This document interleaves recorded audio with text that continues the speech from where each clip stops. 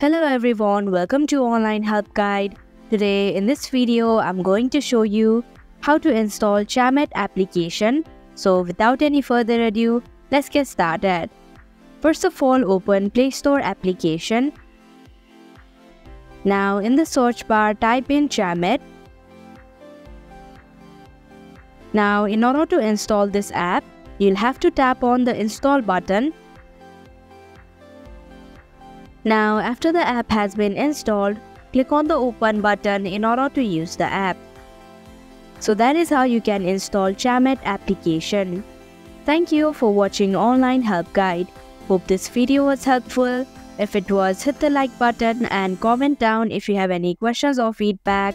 Also, if you are new to our channel, subscribe and hit the bell icon so that you don't miss our upcoming videos.